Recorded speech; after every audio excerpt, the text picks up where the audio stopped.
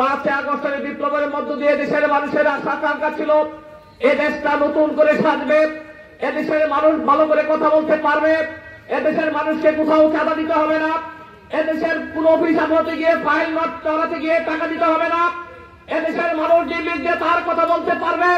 আমি আপনাদের কাছে জানতে চাই 5 আগস্টের পরে এই অবস্থা কি পরিবর্তন হয়েছে? বরঞ্চ যারা আগে জুলুম করত তারা তাদের চাচাতো ভাইদের কাছে জুলুমের দায়িত্ব দিয়ে তারা ভারতে পালিয়ে গেছে। যারা চাঁদাবাজি করত তারা তাদের চাচাতো ভাইদের কাছে চাঁদাবাজির দায়িত্ব দিয়ে তারা ভারতে পালিয়ে গিয়েছে। যারা মানুষকে নির্যাতন করত, টেম্পো স্ট্যান্ডে চাঁদা আদায় করত, তারা তাদের চাচাতো ভাইদের কাছে দায়িত্ব দিয়ে তারা ঢাকাতে আলিশান বাড়িতে সেখানে বাসা বাড়িতে তারা থাকে।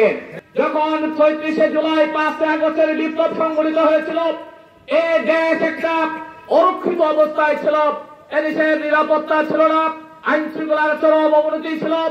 মন্দিরগুলো, বৌদ্ধদের মঠগুলো, খ্রিস্টানদের গির্জাগুলো, সেদিন জামাত ইসলামের কর্মীরা সেদিন আমিরে জামাতের নির্দেশ অনুযায়ী পাহারা বসেছিল।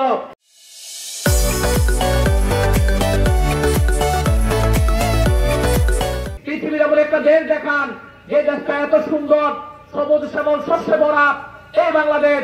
অথচ এই দেশটাকে কারা পিছিয়ে রেখেছে? আজকে আমাদের এমএটিএস যোদ্ধাদের টাকা দিয়ে দেশটা চলে, অথচ এমএটিএস যোদ্ধারা যখন বিমানবন্দরে আসে তাদের সাথে তৃতীয় শ্রেণীর কর্মচারীদের মতো আচরণ করা হয়। আজকের এমএটিএস যোদ্ধাদের ভোটাধিকার নেই। আমিরে জামাতের পক্ষ থেকে বলা হয়েছে এমএটিএস যোদ্ধাদেরকে 1,50,00,000 এমএটিএস যুদ্ধ আছে, যাদের টাকা দিয়ে আমাদের দেশ চলে, যাদের টাকা দিয়ে আমাদের বিল্ডিং হচ্ছে, যাদের টাকা দিয়ে আমাদের দেশ পরিচালনা হচ্ছে, অবিলম্বে তাদেরকে ভোটাধিকার তাদেরকে প্রয়োগ করার সুযোগ করে দিতে হবে। আইন শৃঙ্খলার যেভাবে উন্নতি হওয়ার কথা ছিল সেভাবে উন্নতি হচ্ছে না।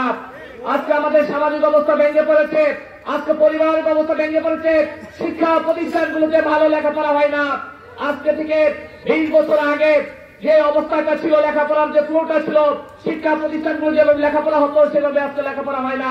শিক্ষা প্রতিষ্ঠানের শিক্ষক যারা, তারা নেতাদের পিছনে ঘুরে, নেতাদের পিছনে গিয়ে তাস চলে বসে থাকে।